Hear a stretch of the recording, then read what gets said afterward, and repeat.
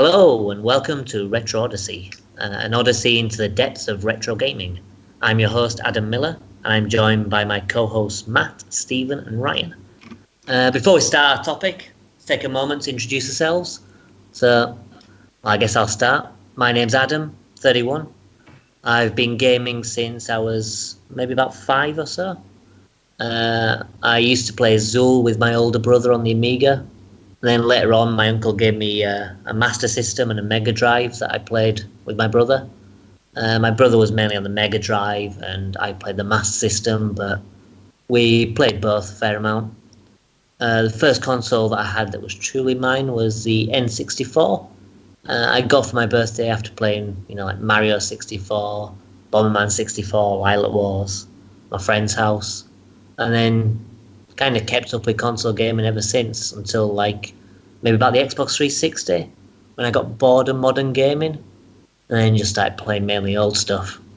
Right, okay, so I'll pass over to Matt. You want to introduce yourself, Matt?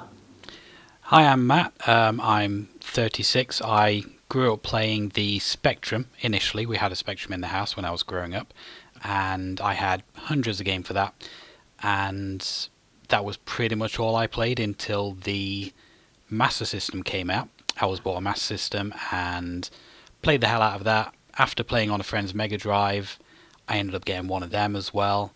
And the years after that, I've been through pretty much every console at some point. I've had a SNES, Saturn, I had a Jaguar at one point, went through the N64, GameCube, all of that.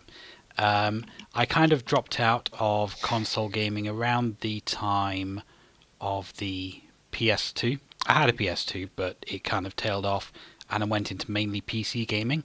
And it's only in the past, say, 5 years or so that I've got back into a lot of retro gaming, and I've started rebuilding my retro gaming collection. Nice one. Same as me. I've only started rebuilding the whole thing recently. Okay, nice one. Cheers, Matt. Stephen, you want to go next? Yeah, I'm Steven. I'm 28. I've been gaming since I was, 3, and they handed me Super Mario Brothers. Nice. I own basically every Nintendo, Microsoft, or Sony console. I still play mostly console games to this day. Just, doing PC gaming for some of the older stuff that's hard to find, or some of the stuff that's only on PC. But yeah, I've been a console gamer basically the whole time. The only thing I haven't played a lot of is Sega systems. All right, nice one. Have you played any of the Sega systems recently, or? I have a Dreamcast and I have a Retron to play some of the Genesis games. Yeah. But I haven't really dealt with it much at all in the past 5 years. Fair enough. Well, I'm sure we'll introduce you to many Sega games. You're missing out. All right, Ryan, you want to kick off? My name's Ryan, 28 years old. I've been gaming since I was about 4 or 5. We were strictly a Nintendo family, probably because we couldn't afford to have all the fancy Sega and Sony, and wasn't until probably that 360 that I actually got my hands on a not Nintendo console. That I owned. I had friends who had all the other consoles, and I got to play those intermittently, but mostly just all that Nintendo goodness, and played a lot of emulation and borrowed a lot of other console games over the years. And over the past couple of years, I've started building up that retro collection, been adding a few more consoles. I'm going to focus on getting my hands on a Sega collection here soon, and hopefully here I can get some good Sega games under my belt too. So it's been an adventure. Okay, nice one. All right, well, I'll introduce our first topic, and then we'll take a brief interlude before talking about the first game. So as it's our first one, we're going to talk about all our favourite games. So these are retro games from the GameCube era or before, and which one we consider our favourite. So we'll have a quick break, and then we'll move on to our first choice.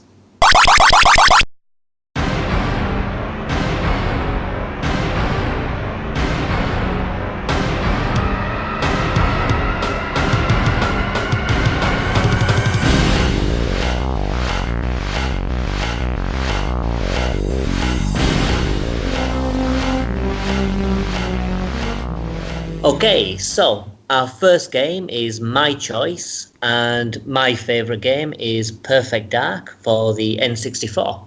It's a first-person shooter, developed and published by Rare, and it came out in 2000 in America and Europe, I think.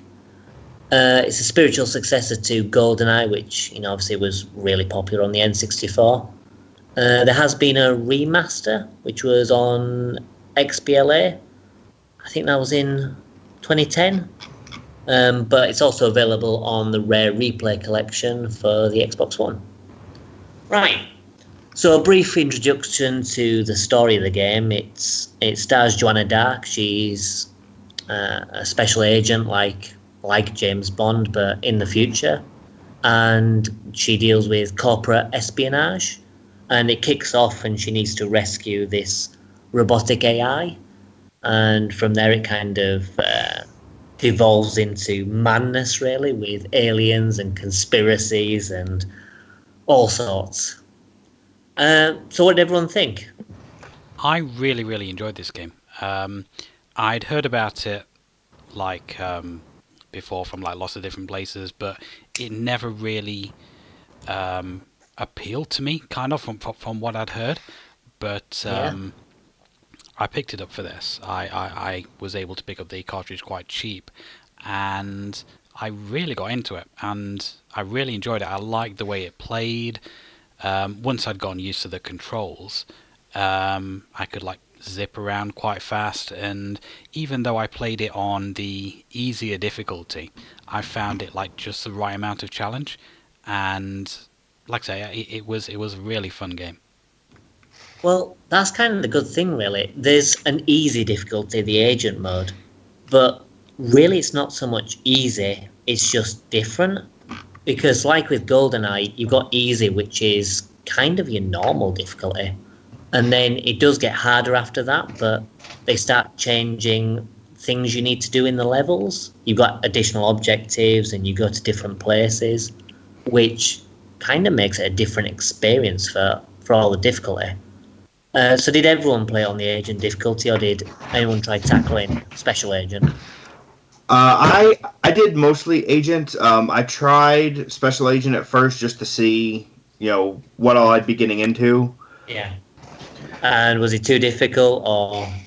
It's not that it was too difficult. It's just I could kind of tell I wasn't going to get through a lot on that difficulty in the short amount of time I had. Yeah, so, true. My intention is to go back and replay this and go through the whole thing on the different difficulties. Yeah, it's definitely worth it.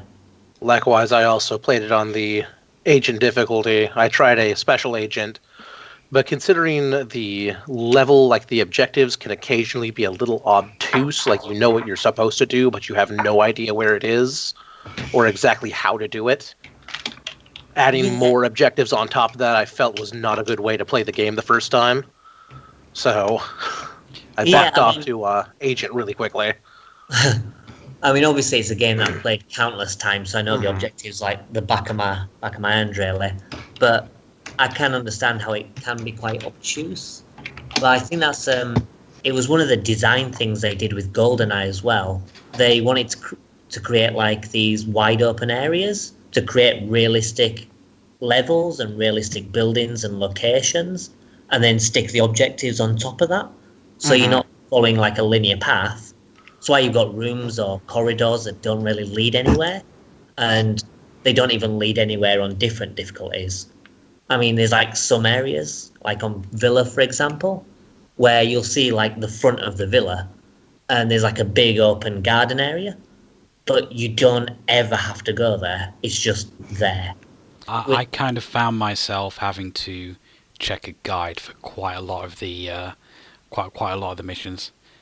I mean, the open areas do create a sense of scale, but it does add to the confusion quite a lot. That was my one major gripe with the game. Often the objective is quite simple. It'll say do this thing, but as has been mentioned, you don't know how to do that thing. You don't know where you need to go to do that thing. Yeah, I mean, the good thing is with, a few of the objectives, you can do it in different ways. Like one example, which I always find, really good is on the rescue level. Because, where you've got to escort that little crate to the weak point of the wall. Mm-hmm. Did everyone do it that way? Did you move the crate around and move it in all the elevators? I used a dragon gun actually, and set it to proximity explode. Yeah. I mean, that's like the other way of doing it is, you can use the Phoenix. I'm trying to remember what I did for thing I blew it up to. Yeah, because you can blow it up in different ways. Because obviously you've got the dragon, which is the gun you get from the guys. Right. But also on the previous level, you remember the guy that you get the key card from in the brown clothes? Yeah. Well, if you punch him and keep him alive, there's actually a different area of the level on rescue where he will open the door for you. And you follow down the path, and you can get, I think it's double Phoenixes. Later in the game, you get the alien pistol, which fires explosives. Mm-hmm. Well, you can get that weapon, and obviously you can blow up the wall that way. Oh, very nice.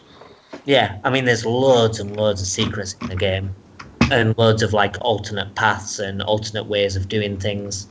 But as you guys say, for the first time, it can take a while. Like, I do remember on some of the levels, I would just sit there for like half an hour on a level before I'd work out what I need to do.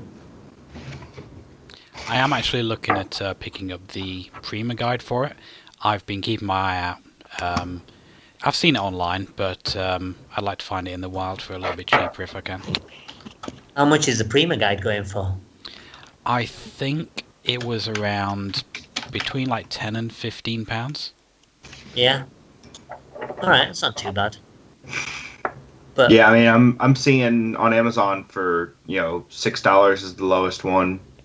That doesn't seem too bad. Yeah. Yeah, I think it'd be worth picking up.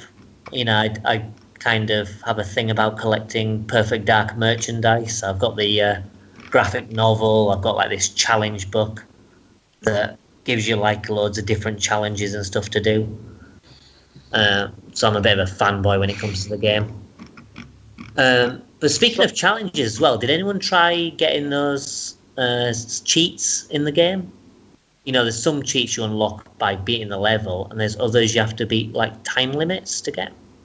No, I got the ones that you complete levels for, but I didn't actually dip into the challenges. I did a couple this challenges. is actually single levels because, for example, on the G5 building, if you beat the level in, I think it's like 2 minutes or something, then you unlock an additional cheat. Oh, that was never going to happen with how bad I am at video games. But it's quite an interesting little thing because it's the cheats are spread out through all the difficulties, and you have to beat a time limit for each of them. So it kind of pushes you into learning the levels and being able to do things quite efficiently. But in addition as well, there's cheats that you can get through the firing range. Like the little hub area in the Institute. Yeah. You can do the firing range and you can unlock a secret level. I actually got about halfway through the firing range. I didn't finish it up though. Yeah, it's pretty worthwhile doing. Some of them you need to think about how to do it. But that's one of the things about this game. There's so many unlockables. I mean, single player, there's loads of cheats and everything, and multiplayer, you can unlock weapons and levels and character skins. You've got the challenges. So, did anyone try the challenges out? I did about 3 of them, and I thought they were pretty interesting. Obviously, the first challenge that you have to do is just kill a guy. Yeah, just kill a guy like 7 times, and you're good to go. Yeah, well, they kind of do different things you need to do. So, like capture the hill kind of thing, capture the case, slow motion, and they do get quite challenging. Like the final couple of challenges are notorious for being like ridiculously hard because it has like dark sims, which are the best simulants in the game. Because there's actually difficulty levels for the simulants, from Meat Sim, which don't really do anything, to Perfect Sim, which are really good. And then Dark Sim is one step above that. They actually cheat. So they will actually walk through walls to get to you. So you'll be in an area and you'll be thinking, oh, there's no way this guy can get to me.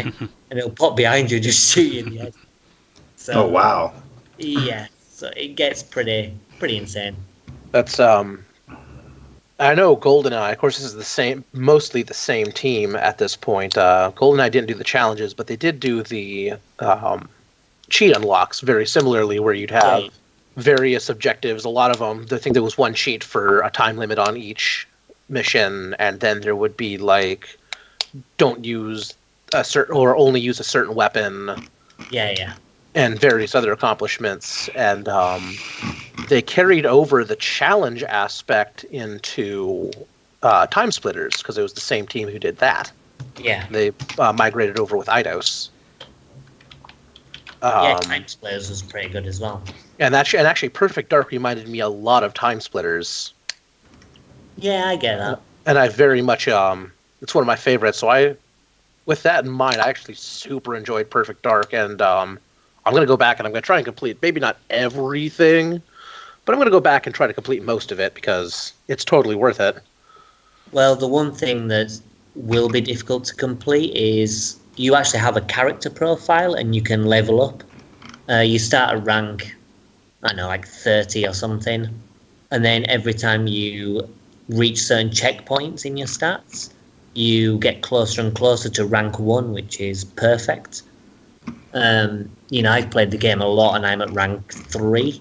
So, yeah, if you want like the perfect rank, yeah, you're not going to get it. I don't think? Sorry, I don't think I'm going to go that extreme there. Yeah, it's probably not worth it. So going back to the main game, what did people make of the story? It was batshit crazy. As soon as an alien showed up, I was like, what the fuck is this? And then when you find out that he's named Elvis, like, wow. Well, it's quite funny. There's quite a lot of backstory to it as well, because there's actually a story to Elvis where he's basically visited Earth a bunch of times and he's got into like American culture. So his nickname is really Elvis just because of, loving Elvis the musician. And he wears that American waistcoat and everything, and it's quite interesting. And then you've got Mr. Blonde.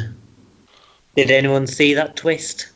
I saw it coming right before it happened. I was just like, because I killed an enemy and it was Mr. Blonde laying on the ground. I went, wait a minute, I didn't kill Mr. Blonde though. And I'm like, oh shit, he's an alien. Yeah. And then it came around, like literally, I think it was like 40 seconds later, I triggered the cutscene where it shows the twist. Yeah, because I think it's the level before on the Air Force One, and there are 2 of them you have to fight. Mm-hmm. So it gives you a bit of an indication that this isn't just one person. So I saw that, and I thought that was I thought it was nice because I first started off, I'm like, oh look, it's corporate espionage. This is neat. And then it just instantly spiraled out of controls. Yeah. Yeah, it's like suddenly this regular guy is a monster. He just changes into a monster. Well, it's quite good as well, because when you beat the game on Agent, you unlock a further mission where you can play as him. And it's infiltrating the Datatyme building and abducting the director. That was actually kind of a fun mission, because you got to use you got to use like the cloaking, and there's something else you got to use too. The Mauler, the Skedar pistol. They start you off with a Mauler, and they give you like 30 seconds worth of cloaking that you can blitz through like half the mission through. Yeah. Yeah, you can get through most of it. You can use cloaking and get to pretty much Cassandra, as long as you turn off the cloaking once you're in the lift. No, I thought that was pretty cool. Yeah, I mean, the bonus missions are quite interesting, because the second one you play as Elvis, and you're in Area 51. So it's before the distress beacon. So you wake up in Area 51 and you have to try and activate the distress beacon to the Carrington Institute. Yeah, I mean, like you said, I think one of the best parts about this game is just the sheer amount of depth in it. Yeah, there's loads of stuff. And that's actually kind of unexpected for an N64 game. There was a lot more than I was anticipating for a game from that generation that wasn't an RPG. Mm-hmm. Yeah, I mean, I can't think of any other game that rivals it in terms of content. I mean, maybe GoldenEye with the cheat unlockables, but... Maybe, but not even. Yeah, I mean, that's only kind of like halfway there because, you've got the multiplayer side of things. Like with multiplayer as well, you've got co-op mode. And did anyone try the co-op mode? I didn't have anybody to try it with, unfortunately. Nah, me neither. Yeah, to be honest, co-op mode, it's one of those things that's nice, but you can't play it because, you might have noticed frame drops during the single player. It's like a PowerPoint presentation if you play the co-op mode. I'm interested. Go ahead. It's got quite a nice twist as well. It's got like a counter-op mode. Yeah, that's what I was about to mention. Yeah. That looks like it should be a lot of fun. Yeah, I imagine that would be better on the Rare Replay because I think they sorted out, all the frame rate, so you could actually play it with someone theoretically and it would run all right. Can you actually play it online with the Xbox version? I think so. You can play the multiplayer, so I think you'll be able to play co-op. Let me take a look. If anybody has the Rare Replay, I wouldn't mind swapping Xbox Live names and giving that a shot. Yeah, absolutely. Because the counter-operative looked quite interesting. Yeah, I mean, my only gripe with counter-operative is when it comes to the alien missions, because you don't play as a Skedar, you play as Mr. Blonde. Well, what's even the point then? Yeah, I mean, to be honest, I kind of get why, because it's probably just more stuff to add, which, considering the amount of content in the game, they were probably already pushing the game to its limits. Right. But, it's still pretty neat. Because the thing is, if you die when you play as the enemy, you respawn as a different enemy. So you just keep on playing until either the protagonist dies or completes a level. Sounds good to me. Yeah. Okay, so everyone enjoyed it then, I take it? Yeah, I thought it was fantastic. I'm definitely going to put more time into it. Yeah, me as well. When I get the chance. Well, the good thing is, I mean, if you want to get like the original cart, you can get it cart only for less than a tenner. And Yeah, even box isn't £8 going to cost I paid. much. Yeah, my local shop had it for I think $7 unboxed, and then it was like $20 with the box. But I think that was a complete box. Yeah, I mean, I own all three versions, and I think all of them cost around the 20-25 mark. So you could even get like, the full boxed version, and you aren't going to be paying much. And for the amount of content, it's definitely worth it. Oh yeah, absolutely. It was a pretty common game, so there's plenty of them on the market floating around. Right, that's the thing. I think the Japanese one's a bit rarer because, no pun intended, because they don't really like first-person shooters as much. But even then, I think there are quite a few copies going around. I think the only thing bumping up the price really is probably the expansion pack. Because, we didn't mention it before, but it's a game that needs the expansion pack. Yeah, because I actually bought the cartridge and I was like, why can't I get into the campaign? And then I realised, I need to get myself an expansion pack as well. So I say the game cost me £8. I had to pay another 20 odd for an expansion pack. But that expansion pack will pay off. Yeah. In the long run. Yeah, I mean, in fairness, if you're paying like a tenner for the car, I think even if you didn't have the expansion pack and you just play multiplayer, there's probably like enough to justify a tenner's worth of content there. Oh, definitely. Yeah, absolutely. But it's definitely better with the expansion pack. Okay, so let's take another interlude for another sample of music from our next game, and we'll move on to Steve's pick, I think.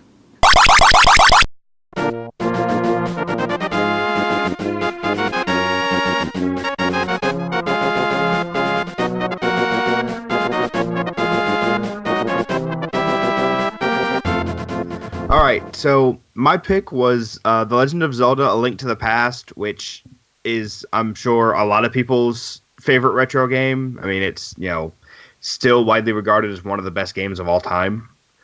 I mean, and it's, it's a story everybody knows, developed by Nintendo, published by Nintendo, Shigeru Miyamoto really leading the charge on it.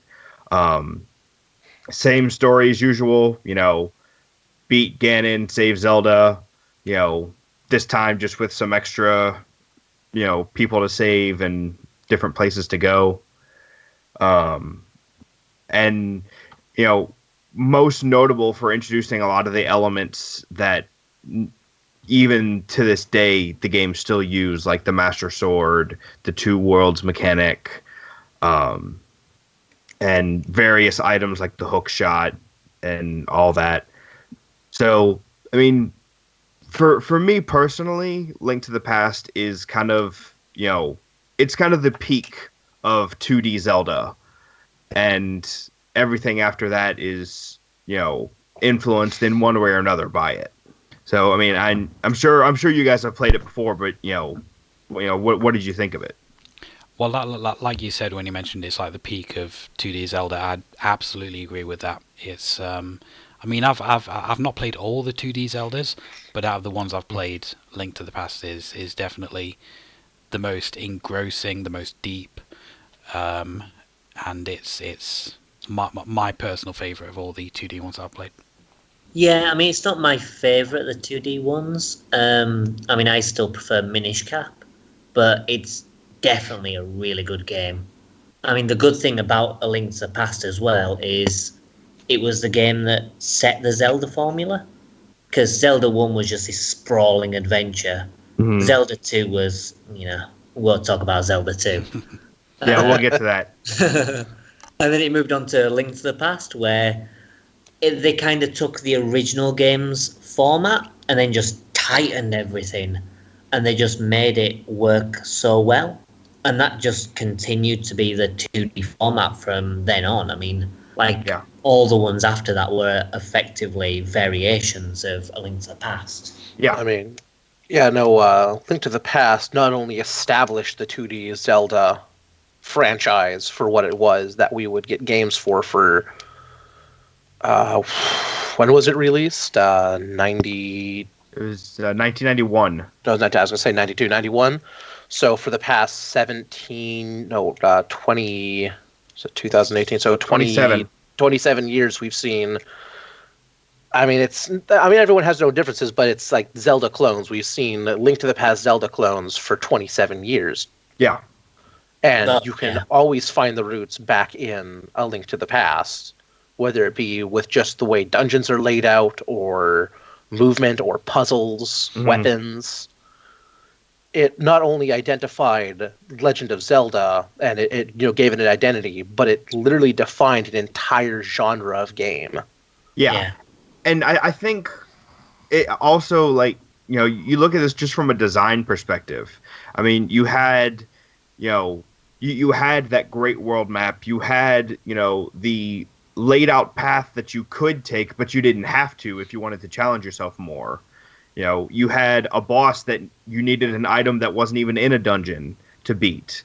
Some dungeons didn't even give you items. Weapons. They gave you, tunics or things like that. And it's really something that we hadn't seen before, and even since, some of that's kind of fallen by the wayside. Mm-hmm. Yeah, I mean, the way the game's designed to, you can tackle it however you want. It's really clever how it's done. I mean, you can watch randomized runs of A Link to the Past where all the items change and the games are still possible to beat. Yeah. Because, you can do dungeons in completely different ways. I mean, some items just wreck dungeons and you can, walk past them, in no time. And then others, you can just do it a different way. Yeah, absolutely. I think one of the few games that was able to beat this one in terms of do it in any order you want was the sequel Link Between Worlds. Because they went in saying, we want to build it this way. Yeah. So, I mean, it took a concerted effort in that direction to, surpass what they did here. And I think that, that is important to think about. Yeah, definitely. I mean, A Link Between Worlds, I'm not too keen on the rental system, but, that's a story for another time. But, yeah, I get what you're saying. It is a really good game. I think there was only one dungeon that I didn't like. Was it the Skullwoods? It was the one with all the floor masters in it. Oh, yeah. That one is... A lot of people have issue with that one. That dungeon does have... it has some unique things to it. I found something to like in just about all of it. Yeah. My personal favorite gimmick that they did with a dungeon was in the Thieves Town dungeon, where you actually have to carry the final boss around with you for a while. Yeah. And then she transforms. Yeah, that's really clever. That was a good gimmick. So, yeah, each dungeon has its ups and downs, And, yeah, I definitely understand not being too keen on the Skullwoods, because that one can get kind of brutal. Yeah. Well, that and the, if I remember correctly, in the Skullwoods, you complete the dungeon, like you complete the main dungeon, but in order to get to the boss room, you actually have to completely exit the dungeon. Yeah. And use your fire wand to open up the door to the boss chamber. Yeah. And while that was very clever, it's the only time they did that in the game, and it was really easy to get lost because of that, because you didn't know you had to do that. Yeah, it does throw you for a loop. My other issue with the game. Well, not that game, sorry, that dungeon. I just got lost and didn't know where to go at all. I think I had to look up a guide to actually get past it. Yeah, and that is admittedly an oversight there. I'm not sure if it was just, them trying to be cute or whatever, but, I can agree with that. That is a problematic element. Yeah. But, you touched on it before with the Thieves Town boss, but some of the bosses in this game are, really good. Oh, yeah. Like the Helmasaur King, in particular, I quite like, and the one in Turtle Rock. Yeah. I don't remember the name of it, but where you've got like the 3 heads. Yeah. And you're going to use the ice wand, the fire rod, and the sword. Yeah. The bosses in this game are really good. I think there's only one I don't like, and this you can probably guess which one it is. Ganon? No. Oh. I was going to say the guy at the top of the Tower of Hera, because he can knock you down. Moldorm. That's the one. Moldorm, yeah. The worm where you go up there, you get hit by it, it knocks you down. You got to climb back up. Yeah. And you start the fight over again. Oh, that's so infuriating, is that boss. You just go up, you get knocked down, and you have to do this thing like 50 times. Yeah, that was... You're good at it. That was by far my least favorite boss, like, especially as a kid, because it's like, I just got up here. Yeah. Because you have to beat him 2 times as well, because you beat him in the Tower of Hera, and then you have to beat him again in Ganon's Tower. Yes. So when it came to face him in Ganon's Tower, I was just like, oh my goodness, not this guy again. Yeah. But I think in general, in all of the Zelda games that came after it as well, the bosses are generally really well designed. Mm-hmm. Yeah, they're usually the high point of the game in Zelda titles. Oh, yeah. And even like, not to toot the horn of Link Between Worlds, but, that one you saw Blind come back, but it had the new mechanic of the shield that you had to hide on. Yeah. So, like, that is something they carried along, is that the bosses were interesting the whole way. Well, like with a lot of the bosses as well, you'd see them in other Zelda games. Like the Land Molas, the desert, is kind of similar to the boss in Majora's Mask. Yes. The one in the Stone Temple Tower. Yeah. And then you've got the Skull Woods boss, the big moth thing, which appears in Wind Waker as a sub-boss, I think. Yeah, I believe so. So You've there's seen quite King a lot Dodongo a couple times. Yeah, that one appears a few times. He's he's appeared in like 4 games at this point, I think. Yeah. Yeah, and even that one with the eyeballs, he's had so many appearances. Yeah, You know, he's not been that all over boss, the but place. something that's basically been the same. Yeah. But yeah, it's a pretty good game. It's definitely a game that deserves its good reputation. Although I find that those couple of elements I don't like, namely dungeon and that boss, are one thing. There are a couple of things which stop me from finding it to be the best Zelda game. But I still think it's certainly up there as one of the best. And that's totally fair. And honestly, one of the nice things about it being so well received at the time is how many copies they then put out there of it. Because I mean, you go to the used market now. I mean, you're looking at maybe $30 for a copy of the SNES version. You can get the Game Boy version for like $20. Well, that's the thing they did on the Game Boy as well. And then it's been released on like most of the virtual consoles. And Yeah, exactly. everywhere. You can legally acquire this quite well and quite easily. Yeah, exactly. And one of the things I loved about the Game Boy Advance version was that they added a dungeon for 4 swords, where if you had completely finished 4 swords, you got an extra dungeon in Link to the Past.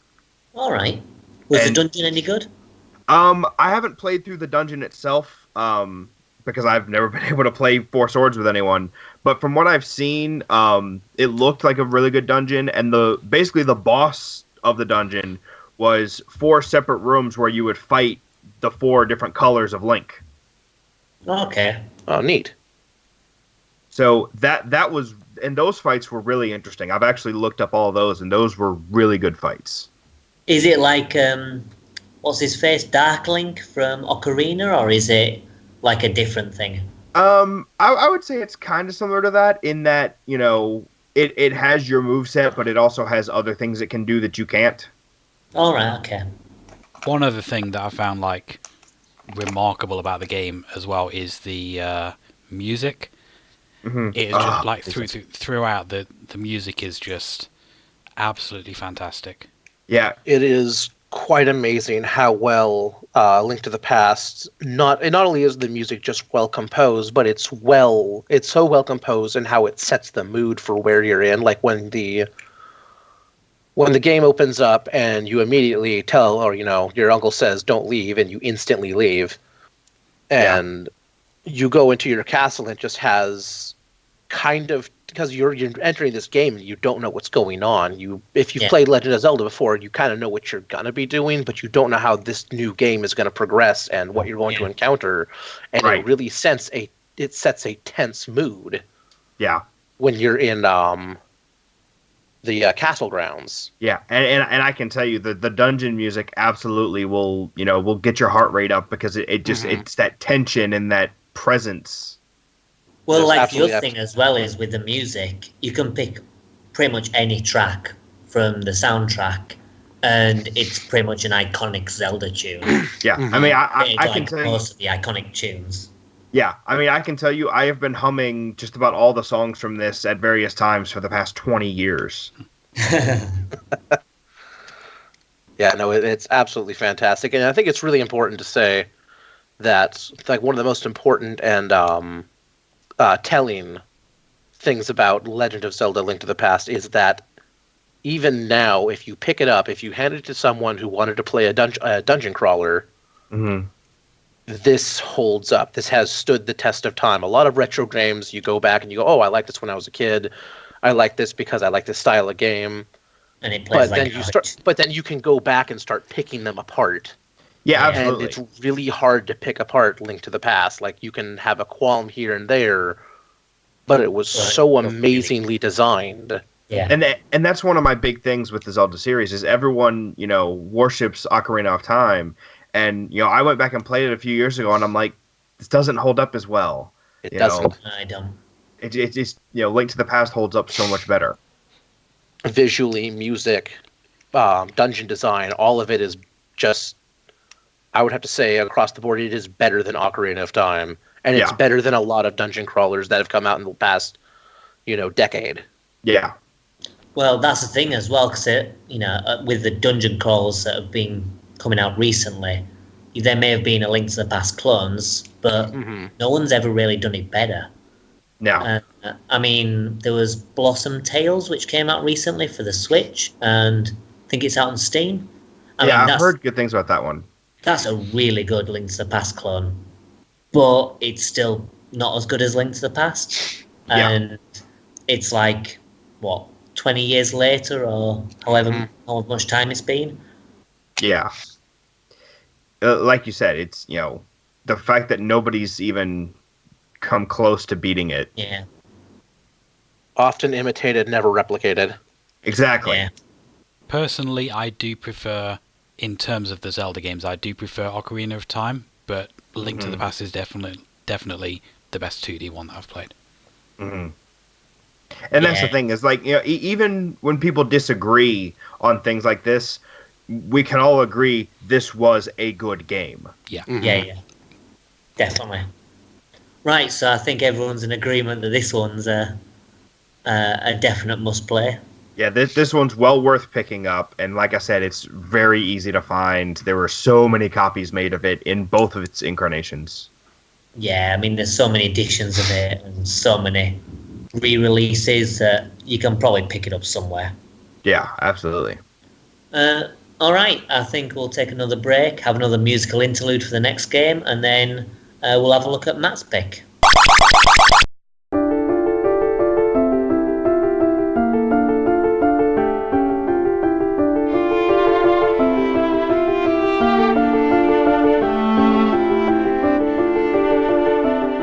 My pick is Silent Hill 2, which was developed by Team Silent and published by Konami back in 2001.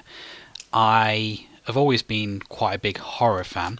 I played through all the PS1 Resident Evil games. I played through the original Silent Hill as well.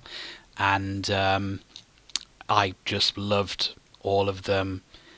Really, really immersed myself in survival horror as a genre. And Silent Hill 2 is actually the very first video game that I ever pre-ordered. I got the limited edition, which has got like a making of DVD on it as well.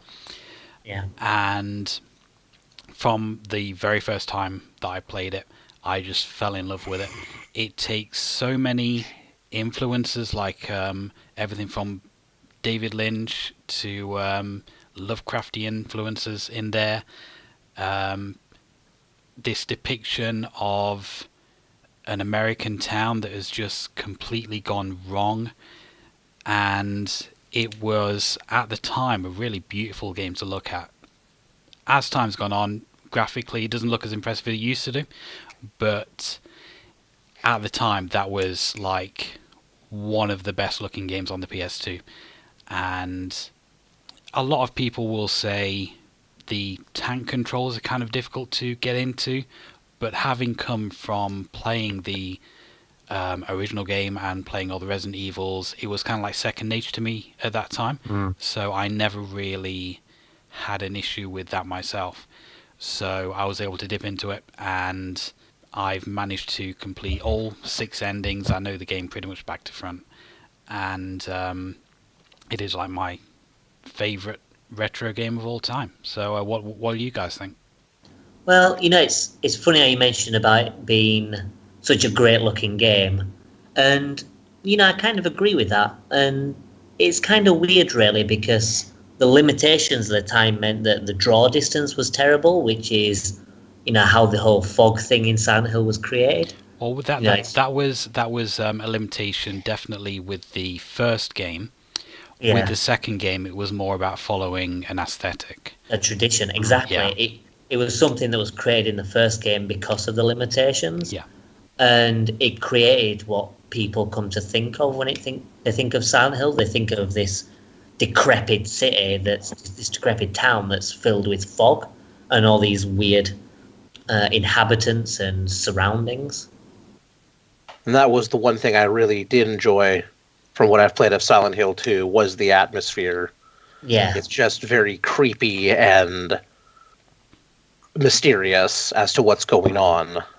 and then you toss in a couple horrible-looking monsters in there, and it really just seals the deal. Mm-hmm. Which is funny because Silent Hill isn't even that much of... It's not even like a survival horror game when you look at it. It's more of a puzzle game. Yeah. Yeah. Of an adventure puzzle game with just a really horrible atmosphere. Well, the good thing about the Silent Hill games is you can set the puzzle difficulty and the combat difficulty, so you've got that kind of variation. Mm-hmm. Yeah, I really did like that. Yeah, so that's quite a good aspect of the game that I like.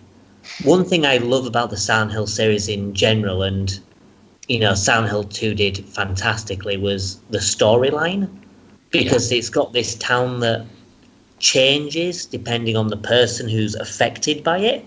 Mm-hmm. Right. So there's everything in this town, but everything relates to James. Everything is all about him, and it's his nightmare. Even the monster designs as well. They are kind of based on his wife, and a lot of them are based on like his anxieties and stuff like that. And in terms of story, I do think it is one of the best written stories in video games. Like, full stop. Yeah, absolutely. Yeah, definitely. I mean, in terms of atmosphere, it's full of atmosphere, although even though it's creepy, I wouldn't necessarily say it's a scary game. No. I mean, I think in terms of Silent Hill games, I always consider that Silent Hill 2 has a better story, but then Silent Hill 3 is scarier. Like, I quite like the third game for how scary it is in comparison to the other ones. But the story of 3 is a mess. Whereas 2, everything is just perfect for the tale it's telling. So even though it doesn't have the scariness of some of the other games, it doesn't need it because it gets the atmosphere just right. Right. I mean, even as you were saying with the controls, I kind of think maybe for people like us, who grew up in this era, it's probably not too much of an issue because, as you say, you grew up with Resident Evil and these kind of games that use tank controls. Yeah. But I can definitely see how people playing it today who didn't grow up with that would find it a problem. But for me, I've never had an issue because, you hold forward, you run forward, whatever direction you're facing, you press left, you turn left. I've never really had much of a problem getting my head around it, but I don't know, maybe that's just me. It was the one thing that really ruined Silent Hill for me was tank controls, and I found it just infinitely frustrating. I found the same problem with Mega Man Legends 2 was, well, not the second one, but Mega Man Legends was you had the bumpers to turn you left and right, and it's not... I mean, maybe because my first delve into 3D games was like Mario 64, where the stick runs you around. Yeah. Right. That really just didn't... It wasn't computing in my brain that was something that needed to be done. Now, one thing I wanted to ask you guys, did the PS2 have different control options? Because on the Xbox version, you have 3D controls and 2D controls. Yes, I believe it did. Okay. Because when I switched it from the 3D to the 2D controls, that was the more traditional, the stick controls everywhere, as opposed to the having to turn and all that. I think that might have been something for the Xbox version. I mean, I played the PC version of Silent Hill 2, and obviously that you can map your controls. Right. But it was still a tank control type movement where you kind of move using A and D to turn, and then W and S to move forward and backwards. Right. I know, because I know the Xbox version does have, some more stuff in there. Yeah, there's an extra story mission kind of called Restless Dreams, where you play as Maria. Yeah. All right. But from what I gather, the Xbox version has other issues which counteract that.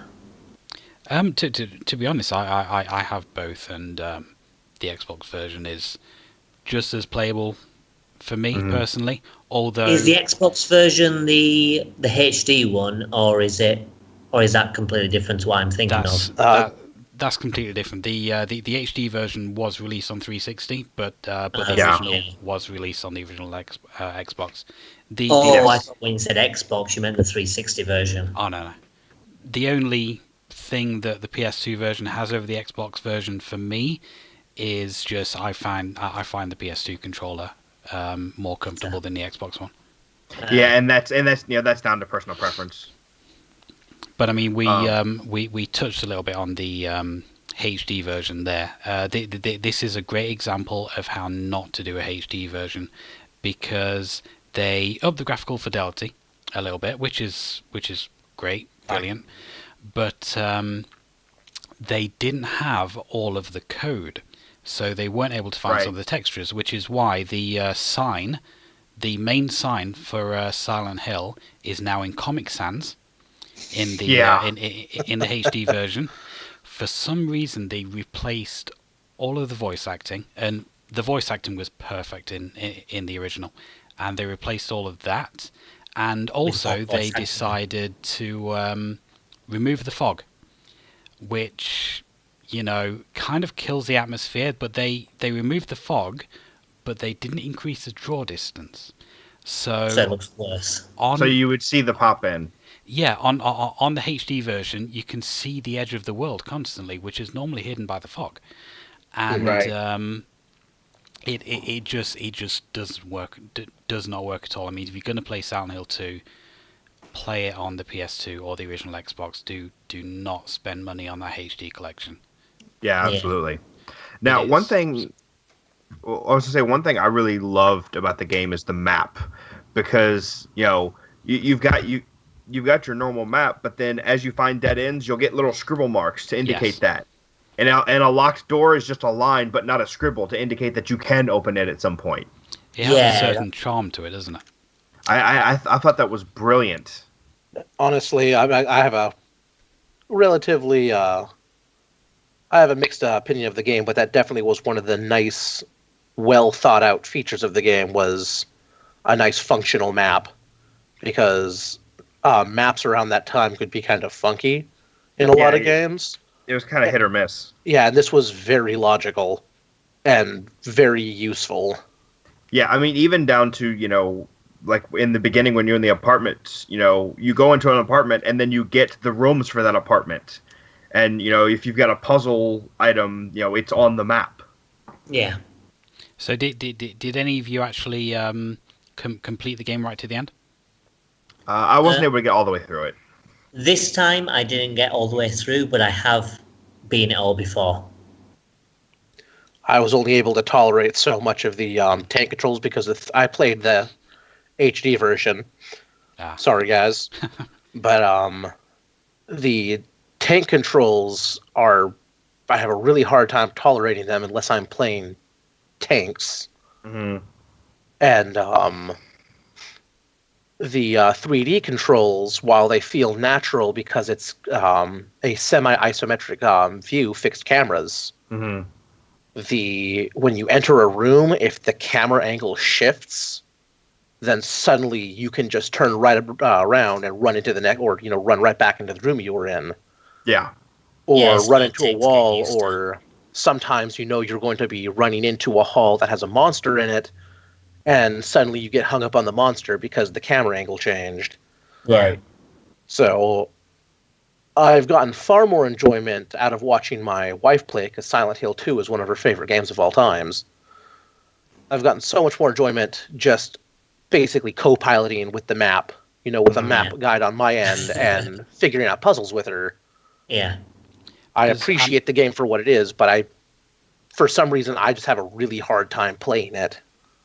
I would say for anyone who isn't able to complete it on its own for whatever reason, do watch a playthrough of it, because it's got one of the best.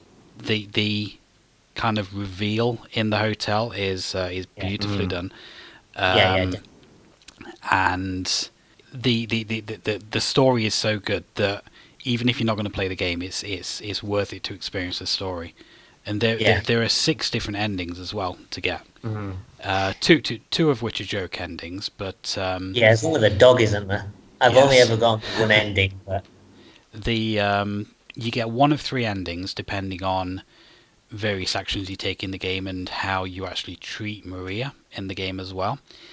On your second playthrough, you're able to get both of the joke endings if you do the requirements to get those joke endings.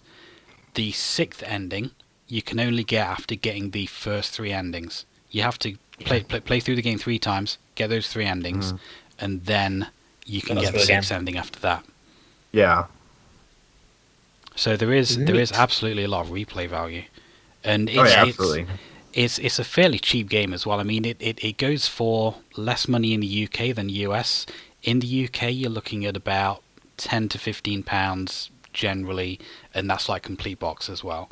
In the US, usually around $30 to $40, though the Xbox version does seem to go for a fair bit less in the US. Yeah, because I can tell you, I paid $8.98 for my Xbox copy. Yeah. So. One other final thing I wanted to touch on as well with Silent Hill 2 is when it comes to the world, one thing I really liked was the other world, which I think is something that's, Silent Hill did, which is like a really good thing for a horror game, because you've already got this creepy town which is full of monsters, and then everything changes to this other world, and everything just becomes metal and blood, and it becomes like something truly from nightmares, and it goes from being like a creepy location to like a horrific, torturous location. Yeah.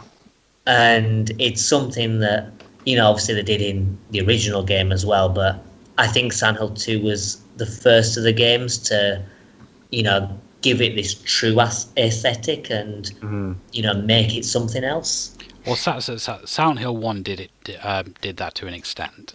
Silent Hill 2 definitely added more to it. And I mean, one of the standout moments to me in Silent Hill 2 is when the hospital changes to the other world, and basically you've been exploring all 3 floors of this hospital.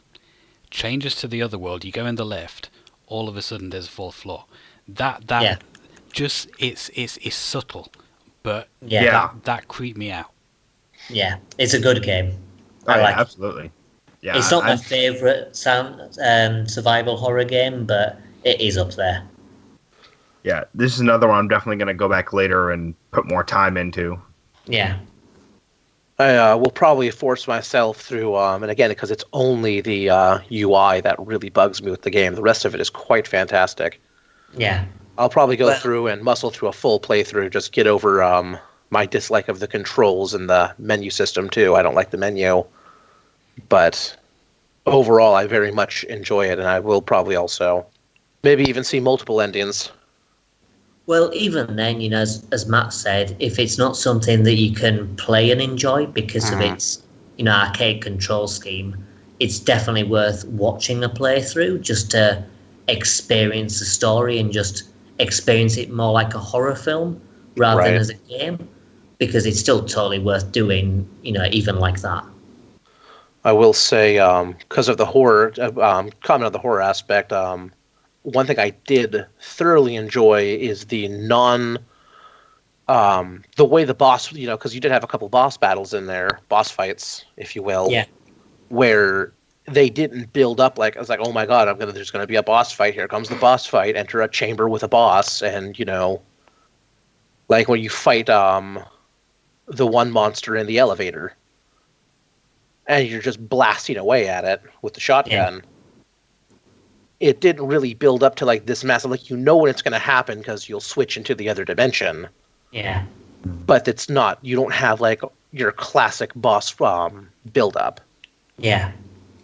Where it's like, okay, here's a bunch of health and here's a bunch of ammo and here's a hall and then there's a big room and we're gonna have a cutscene now and yeah. It just didn't do that. It just sort of suddenly happens and now you're there, and it really does add more tension to the scenario. Because it could happen at any moment. Yeah. Once they drop it on you the first time, you're sitting there, what's going to trigger the next event? Yeah. I did like that. Yeah. So I think most people enjoyed that game as well. Controls are a bit, iffy, but more or less it's a good experience. Oh yeah. Yeah, Yeah. absolutely. All right. Well, let's have our final musical interlude and move on to our final game, which is Ryan's pick.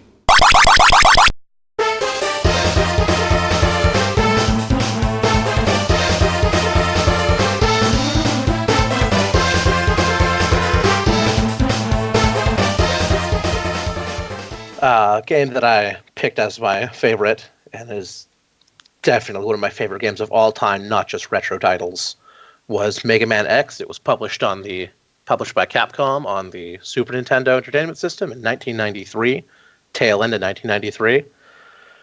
And it was like the true sequel to the classic Mega Man series, versus just being more of the same gameplay. It really did fully upgrade the experience and change it while still retaining all the original mechanics and factors that made Mega Man a good series. And overall, I felt that one of the reasons it's one of my favorite games is because it takes the brutal difficulty that was Mega Man and it tones it down a little bit while still making it a decent challenge. The game obviously went from 8-bit to 16 on the Super Nintendo, and it looked absolutely beautiful. The music, Capcom really throughout that entire generation was just so well known for good music, whether it be in their Disney rebuilds, their the Mega Man series, Mega Man X, Street Fighter. All these games had amazing music, and Mega Man X was no exception. Oh yeah, the music is definitely one of the standouts. It's such a fantastic game on all fronts, and it's not really confusing. You can take hard routes to the game, but you can't really take impossible routes. Well, actually you can, but you're not likely to. Yeah, I mean, I think there's definitely a right way to play the game. I mean, from my experience, I think that, if you know the weaknesses and you know the levels, you're definitely going to have a better time with it. Mm-hmm. Yeah. Which I suppose the same with Perfect Dark, really, as we were saying with the objectives. But when I first played X, it was just after playing Mega Man 2. So the jump from that style to this style was a bit jarring at first, because I didn't quite know how to play it, because, you've got things like the dash and stuff, which I got the dash in the, not the first stage, but, one of the boss stages, Chill Penguins, was it? Yeah. And I just didn't use it until, maybe about, the 7th Maverick. Oh, wow. As soon as I figured out, how to use it, I was thinking, okay, I should have started using this earlier because it makes things a lot easier. Yeah. You can actually use your dash and dash jumping off of walls, or just getting a good dash start. You can blitz through past so many enemies. Yeah, absolutely. But for the bosses and stuff, it's so good for dodging attacks and everything. So it's, it's definitely one of the things you need to use. But yeah, it was weird because I started playing the game and I thought, yeah, it's decent. I had a few issues at first, I went through the first few stages and I got to, I think, Launch Octopus stage, and I found that level tough. And it had a couple of bosses in there as well that were just taking forever to beat, and I was just thinking, oh my goodness. The little submarine mini boss that you have to fight 2 of. Yeah, you've got to fight 2 of them, and the first one's not so bad. The second one, you have spike traps, and well, I didn't think either of them were difficult to beat. It's just they had so much health, and it got to a point where it was like, I know how to beat this. It really shouldn't take this long. I've got the point of it. Just be done already. Mega Man X does this weird thing where a lot of enemies, Mavericks, will have hit stun. You hit them with an enemy and they go into hit stun, and then they're immune for half a second. And any other shots that hit them don't do damage. Yeah. But all of your sub bosses don't have hit stun. Yeah. So, like on these, a lot of your mini bosses, it's just go into thumb breaking mode and mash shoot, Yeah. and Well, you can clear some of that in insane speeds as long as you can press the button fast enough. Well, that's the thing that, I mean, I still found that they had a bit too much health for sub-bosses. I didn't find them difficult, but I found that, I had a much harder time with those than the Mavericks. Because the Mavericks, if you got their weakness weapon, it's definitely a lot easier. But they don't take too long to beat if you've just got the X-Buster. Which is a kind of good thing. You've got the X-Buster and you can, take them down. But if you've got the weakness weapon, you can take them down faster or you can stop certain attacks. Like some of them literally turn into jokes. Yeah, like Launch Octopus. You can cut off all his arms and, Oh, so you did do that. Yeah, and it just means he's got, one attack. And I found those things really good. But then I said, the sub-bosses, I thought, unless you've got their weakness weapon, it's just a bit too much. Which most of your sub-bosses actually don't have weakness weapons. It's just some of them. I found they just have weapons that just hit more times, like the Storm Eagle's gun shreds the power plant mini boss, and also like the eel mini bosses in Launch Octopus's stage. You can kill them in one shot. Yeah. But that's the other thing as well, because as you were saying with the eel, you can kill them in one shot, and it just makes me think, okay, you can kill them in one shot or you can kill them in a million shots. Yeah. There's no kind of middle ground, because it should be like a point where you've got a fair challenge, you've got to work out the pattern, but it doesn't take obnoxiously long. Whereas if you've got the weakness, you kill them in one hit and it's like, okay.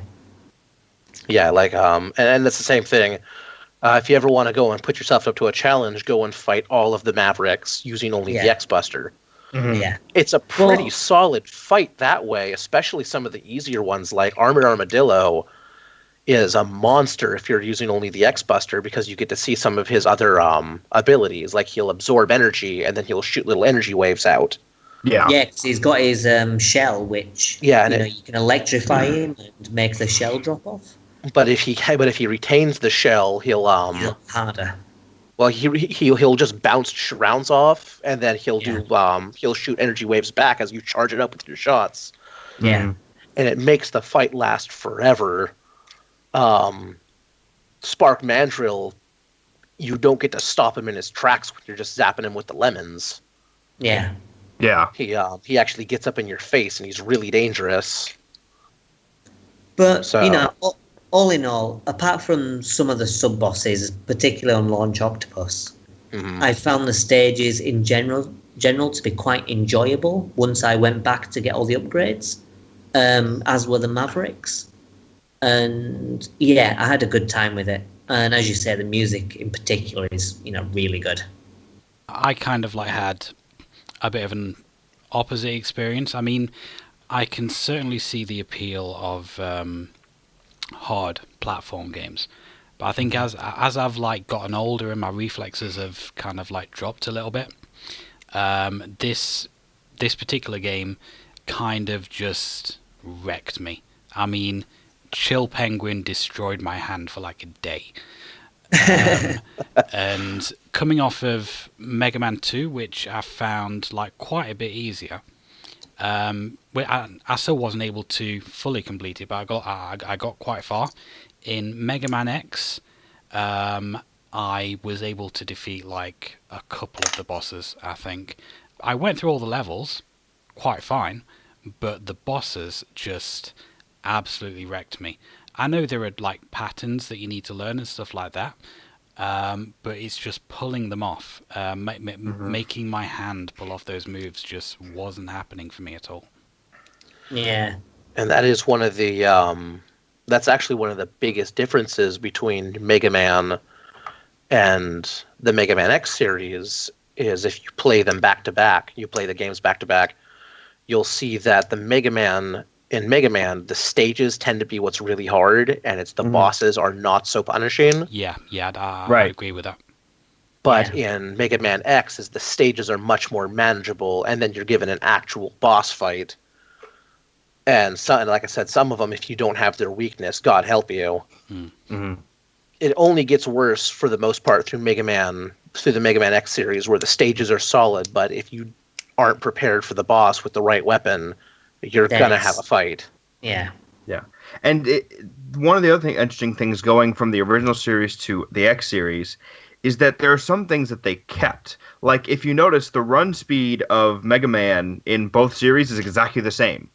It is. Like, it's the exact same pace. But with the enhanced power of the SNES, they were able to get rid of the scene transitions and only have that be for the bosses to kind of build the tension.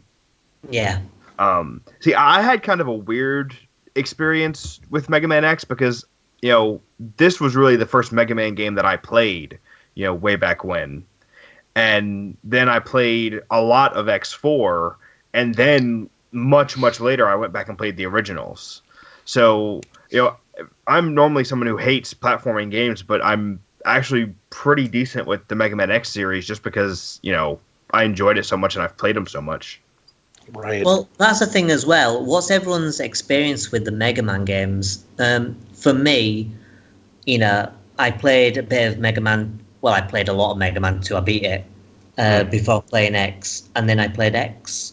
And those were the first two Mega Man games I'd ever played. Yeah, me too. I'd finished it briefly before, but only played maybe for 10 minutes. So this is the first time I've really experienced the series.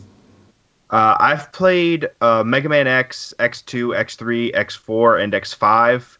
I have the Mega Man X collection on PS2, and then I've also got X7.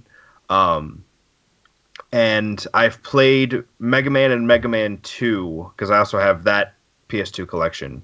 But yeah, I hadn't played any of the originals until more recently. It was all the X series. All right. Probably because that was a little bit more concurrent with what we grew up. It was a much more recent game.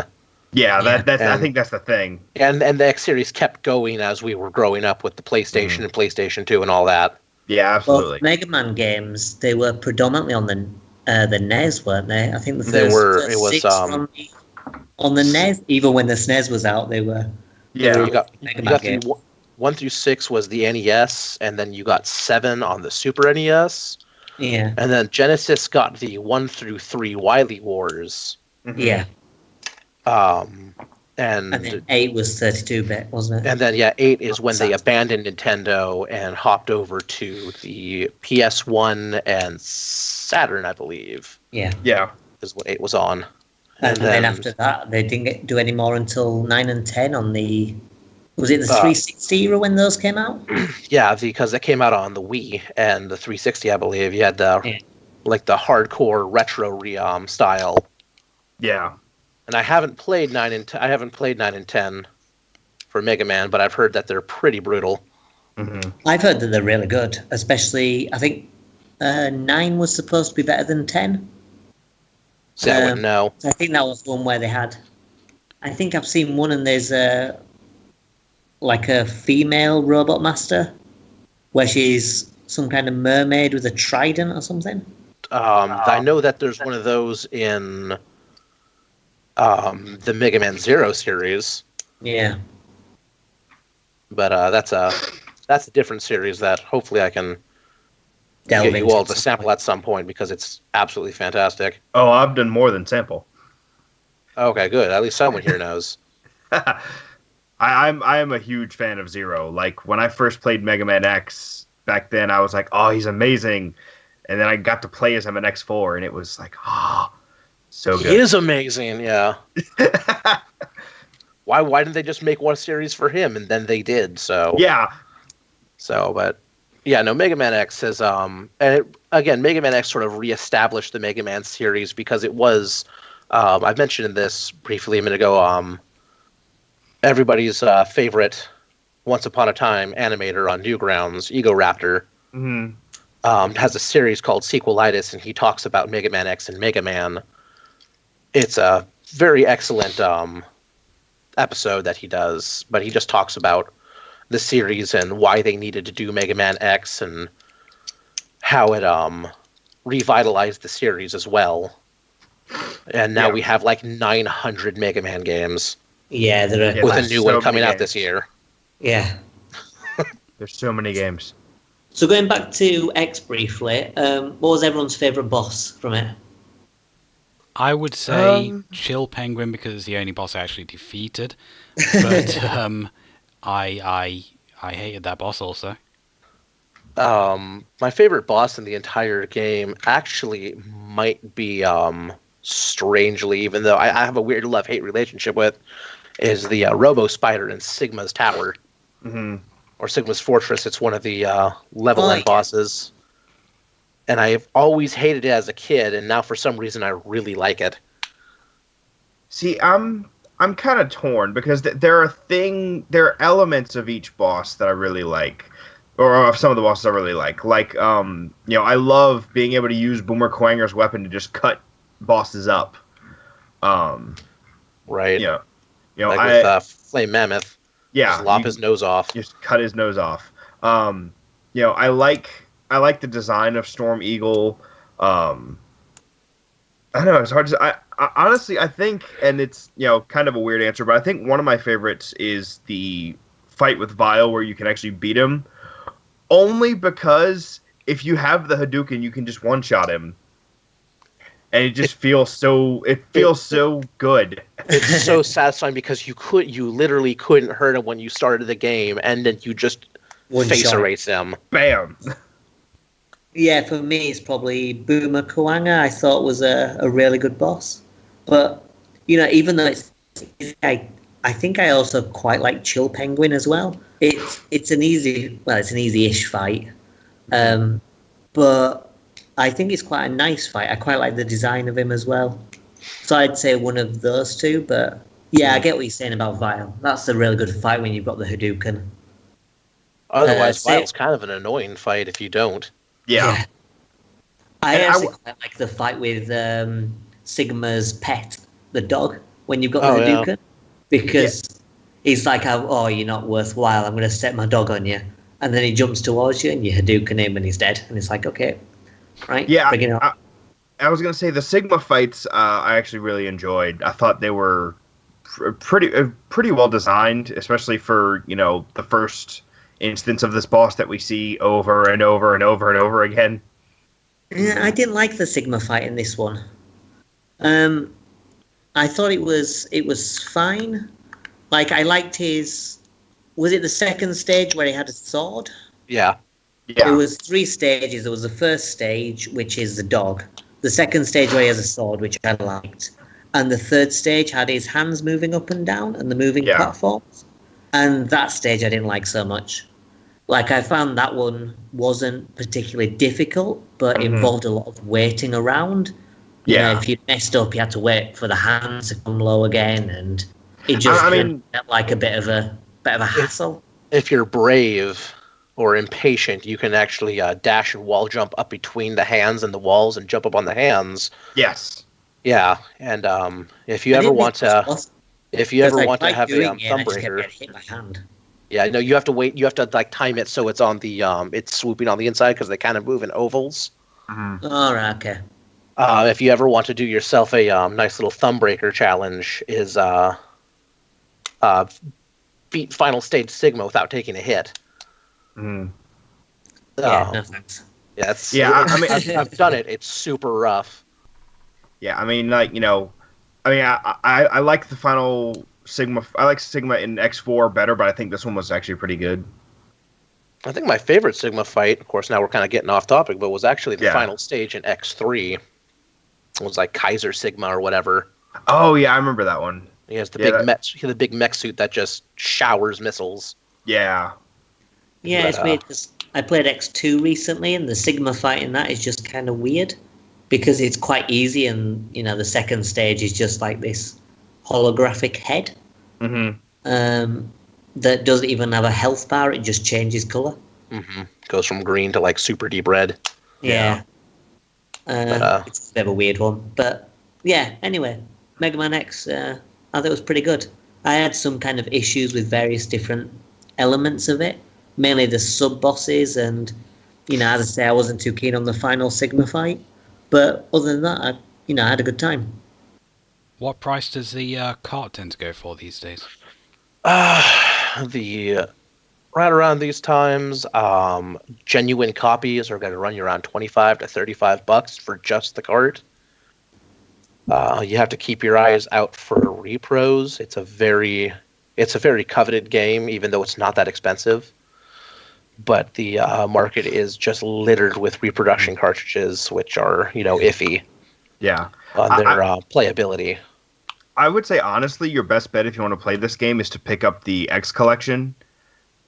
Because I think that goes for a reasonable price. Last I looked, of course, it was a couple years. The Mega Man X collection was very expensive, at least on GameCube. I mean, I'm seeing PS2, $14.03 on Amazon. Oh, that's a lot better. It's like $50, $60 on GameCube, but on the PlayStation, no, it's only like $15, $20. Yeah. $41.01 on GameCube. So yeah. Yeah. So a bit more expensive on GameCube, but not too bad. If you got yourself a PS2, definitely pick it up. That, or if you have yourself if you have a Wii or a Wii U, and probably eventually a Switch, I'm sure whenever they get that market going. Yeah. I'll stick it on there. It's on the SNES Mini as well. That's what I played on.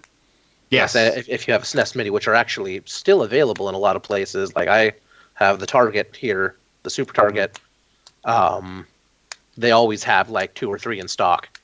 So it's easy to come by. There are definitely plenty of ways to come by it.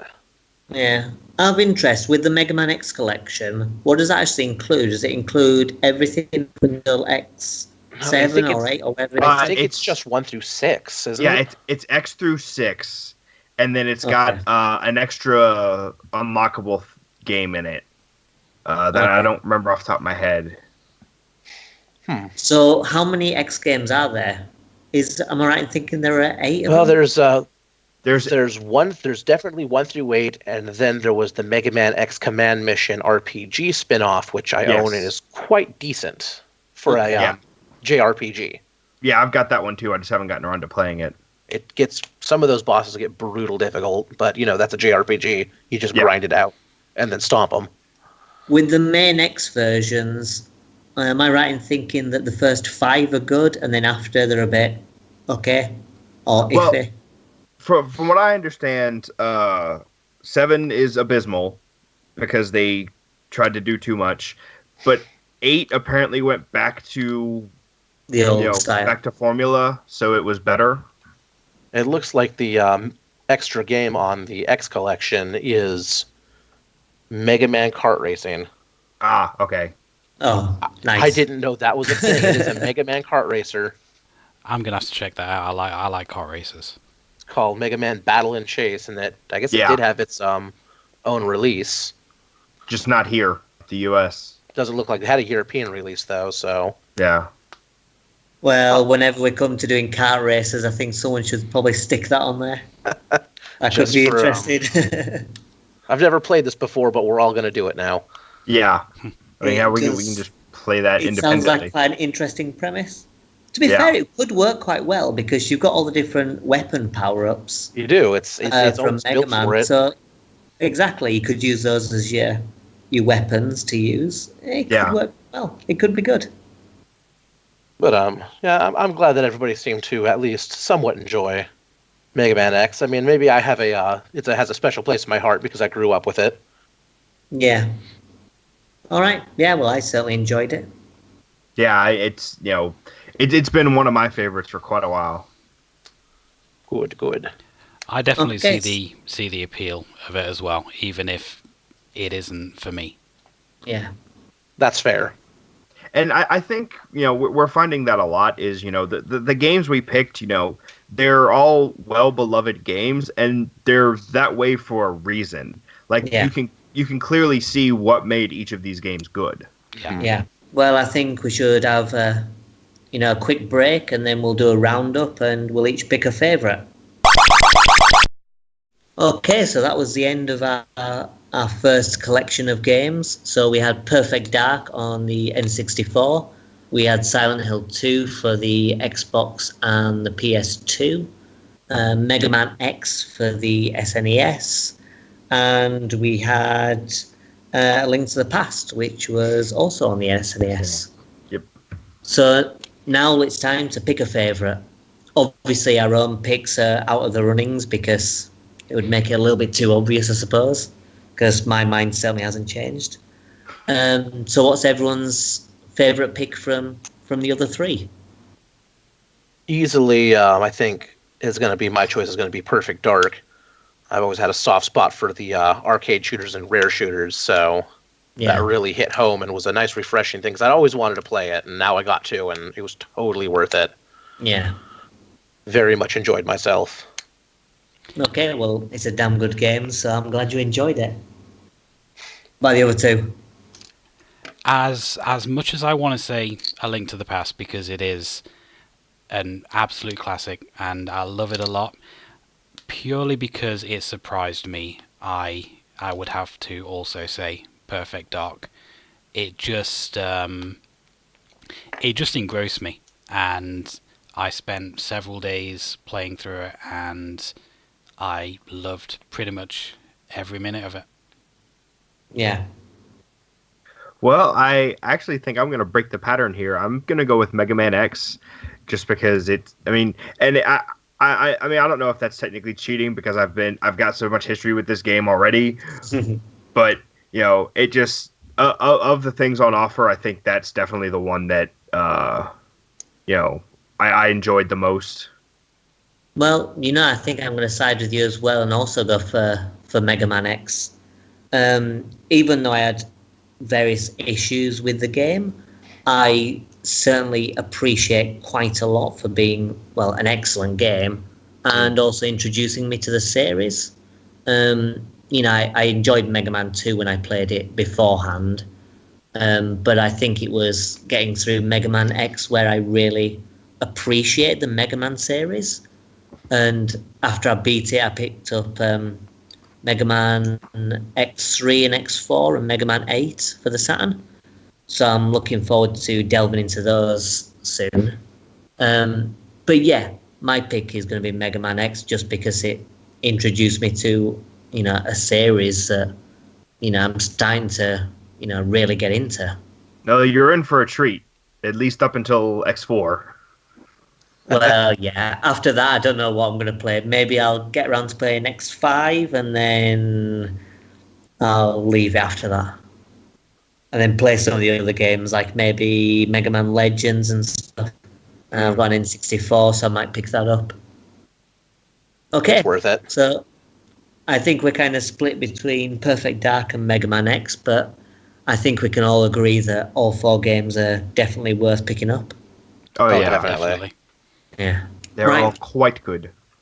I think they're all classics, and they're classics for a reason. So that concludes our first episode of Retro Odyssey. I think we had 4 classic games there. So that's it until next time. Our next topic will be retro beat-em-ups, a genre that's quite close to my heart, even though it's one that's been a little stagnant as of late. So I think we'll all look forward to that the next time. So from the 4 of us, all that's left is to wish you goodbye and see you next time. Bye-bye. Bye. Goodbye.